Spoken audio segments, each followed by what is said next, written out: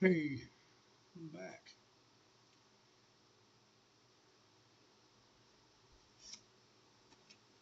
Let me give you a little story about who I am.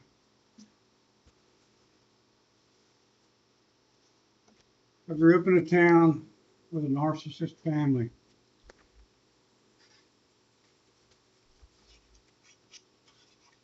and God, in His most horrific way to get me away from that family, I had to go through some terrible stuff. Now, I was an addict for a lot of years, and you know, it's neither here nor there. But I'm going to tell you when God came to me. I'm sitting in someone's backyard in South Carolina. I'm kind of cautionary on here because I don't know what words to use and what not. But doing things addicts do, and he tells me in the heart, click on this button. It's TikTok, and I'm like, I don't want to click on that. I've never used that, but it's been on my phone forever. And I thought, man, I'm going crazy. Too much of this now. Uh, I'm at an old age, and it's too much of this now. I wasn't crazy because it totally changed my life when I hit that button. He totally changed my whole life. He sent people on there to talk to me, which is regular people. People can say, "Oh no, you were just ready." I was never ready. Uh, I just finally come to a point where I knew that's all I was ever going to be. I finally come to truth with myself that that's all I was ever going to be, and I think that's what he was looking for. He was looking for my honesty about myself, because as long as I was denying that I had a problem, I kept a job. I worked for my money. Uh, So, I was not that bad off, but my life was destroyed. I'd wasted so many years. And when he finally saw that I'd given up, when he finally saw that I had no other option, that and I wasn't in a bad way, I was going to make it regardless. I always have, I always would have,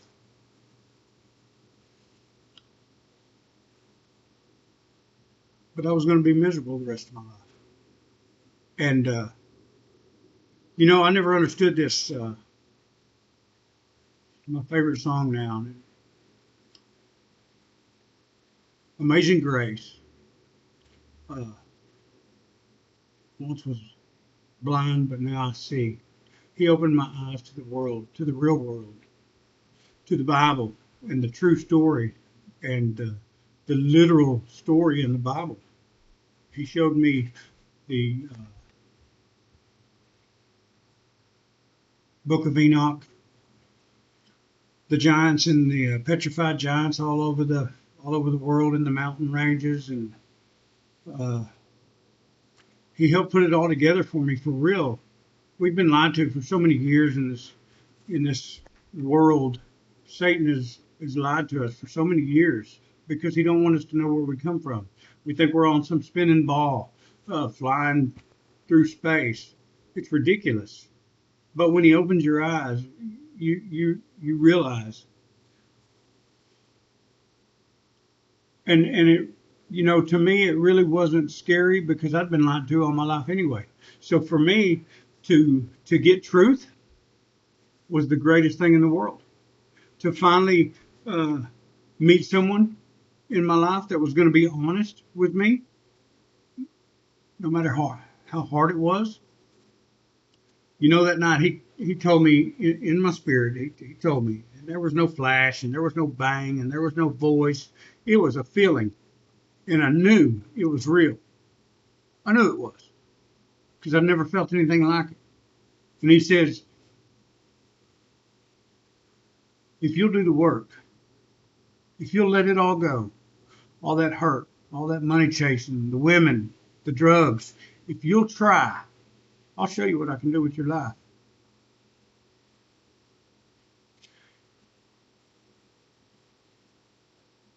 In 7 months, he put my son back in my life after 20 years, after I destroyed my home, uh, bringing drugs into my family, and my son was taken to Cuba. 20 years. And in 7 months, I lived in the woods for 6 months. And then I got on a bus because he put it in somebody's heart to buy me a bus ticket. He told me go. And I went. I didn't know where I was going. And I went to the wrong place. And then he says, go this one. And I did that.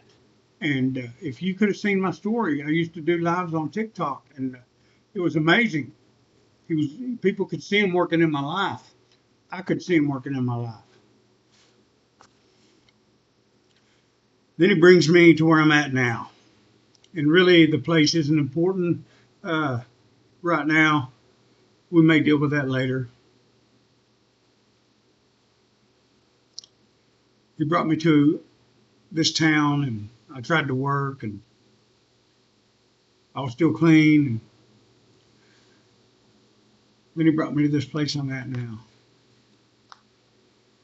It's a really good place, and he's really built my life up.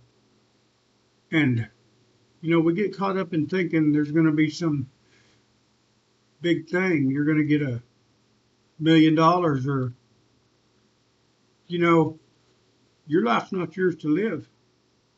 It's his. And I'm starting to understand this now. I have my rough times. I tried to go back. After 2 years of being sober, I tried to go back. You know what started it? Listening to music. It stirred up my emotion. He had taught me how to separate from emotion. And then I had a little test from Satan saying, you can't do that. Here, listen to some music. And I thought, oh, that music sounds great. I remember I used to go to the beer joints and listen to that. Boy, it'd be nice to have a beer and listen to that music in a beer joint. So then I go do that. So, and a friend of mine, she can see my downfall coming the whole time. But does she attack me? No. No, she doesn't. She just watches. Because what good would it do? Because I'm in control. No, I wasn't. I fell. I fell, but he was right there when I needed to get back up. And he says, now you see that trigger? You see that? And it's a never ending learning thing, man. And now uh, another year gone by, and I'm really into I'm trying to read my Bible every day, at least a chapter a day. But I learned today it ain't always easy. Uh, a friend of mine was hurt today, and I was absolutely upset with what somebody had done to a friend of mine. And it just built a little anger in me. And I don't usually get angry about anything anymore. I used to be a very angry person. God has changed my life so much. You really got to watch those triggers. You really do, especially if you're someone like me. I got a friend. She calls me a. I never had church in my life growing up. I never. So I'm a. I've never been to a lot of church, and I don't believe you have to because I know a lot compared to what I knew 3 years ago. A lot. 3.5 years ago. I mean, I have a. I believe I have a great relationship with God. It was a year before I ever really learned anything about Jesus because he walked me through it slowly. Uh,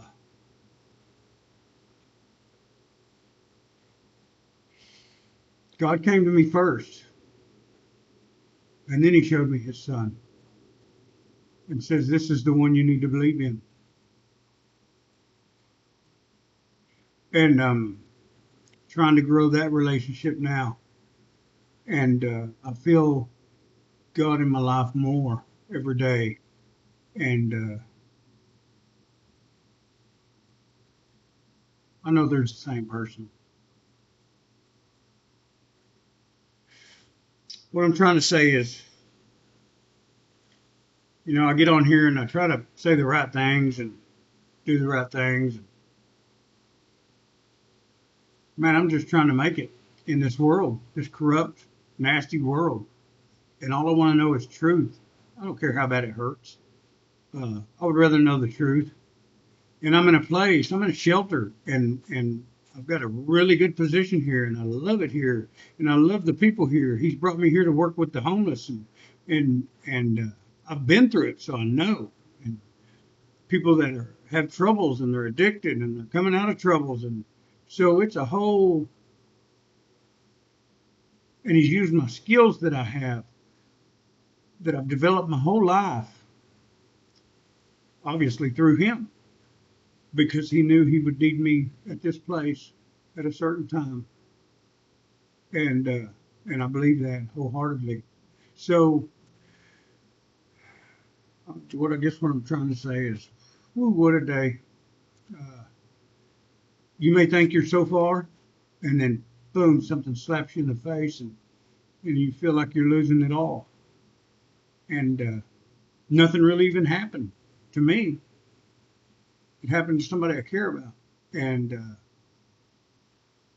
I'm just like, God, I'm sorry that I failed you today, because, and it's like, am I just putting on a show? And obviously I'm not, because my heart has changed. I mean, I'm free to do what I want. Uh, and I mean, he's changed my heart so much that I can't watch TV. And when I know what these actors and these politicians and things, what they're doing to children, and sickening. And I can't, the truth hurts. And all I want to say is, even in those hard times, stick with it. And it's a pretty rough one for me, because my day was great, and then it just blew all to heck. But I know it's going to be okay. I know tomorrow maybe, uh, he'll give me a new outlook, or maybe not. Maybe I've got a little run to go through with him. Uh, yeah, my friend calls me a feral Christian. Feral Christian, because I never had church or anything, and I started from scratch, and I started from him just guiding me. He just guided me, and she found that hard to believe. She didn't find it hard to believe. She was just amazed that, and he even gave proof to her, and that's an amazing story too. I had told her, I said, God can talk. I told people God talked to me through TikTok, and that's how I did it. I worked for a pastor at the time, and he looked at me like, "You're just an addict. Why would he talk to you? I'm a pastor." And he felt like that. And then about 10 minutes later, I felt my spirit, and he said, "You're the one I want to talk to. You're going to be my greatest testimony. Look what you're coming out of. Look what I'm going to bring you out of." And I was amazed at that. I was amazed at that. I mean, in like 10 minutes, he had turned my whole outlook on it around. But I had told her, God can talk to you through an ant bed if he wants to. And then it wasn't the next day. The next morning, I get a post on my TikTok, and it's a crack in the sidewalk. And the fire ants have put their little mounds, and it's in a perfect cross. And I sent it to her, and I said, "Do you see that? Didn't I tell you?" And that's when she said, "That's amazing." And I didn't have it hidden. I didn't find it there. I just knew if he'd come to me through a telephone, He can reach you anyway. You just got to be watching for it. And I wasn't watching for it, but something caught me. I went with it, and here I am now.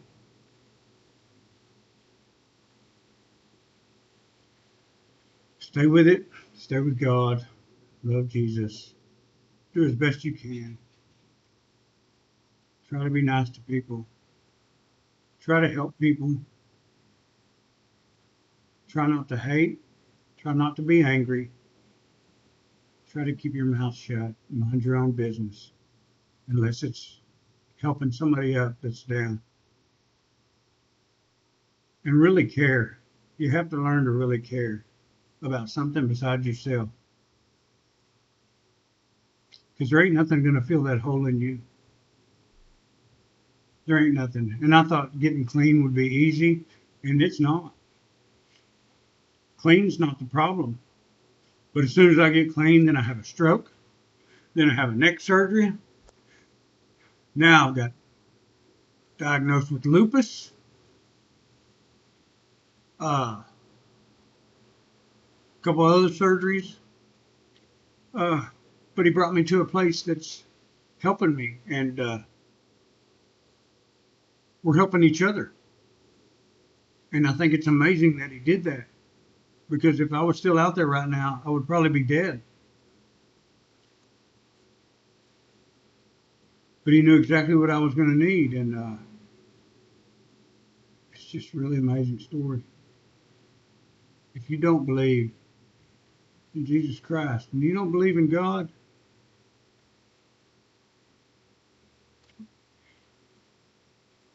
I don't really know how to tell you, because he came to me, and you know, I'm not a scripture quoter. I'm not good at that, but I know in there it says that you know, you didn't choose me, I chose you, and he did. He chose me. He chose me. But I believe you just got to hit that point. You've got to hit the point in your life where you say, nothing else works. Nothing else works. No money, no drugs, no women, no nothing. Nothing is filling that hole in me. Please, Jesus, fill that hole in me. Take this hurt and this pain and this anger and this anxiety, take it away. And if you really mean it in your heart, if you really do, he will do that. It doesn't mean it's going to be easy every day. I mean, I've been to the doctor. I've had nothing but doctors for the last 2 years. Uh, but he's given me the best ones. The best ones. And I thank him for that. Well, I love y'all, and I hope somebody can connect with this, and maybe they've gone through the same thing, but I'll try to put some more out. All I know to do is come on here and be true and be real, and let you know that God's real, Jesus is real, and he will totally transform your life. He's not going to make it perfect. You're going to have to go through struggle. That's part of life. It's what you do in those struggles is what matters. What you do in those struggles.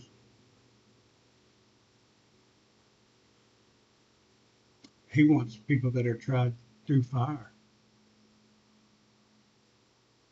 Through fire. Love y'all. Thanks.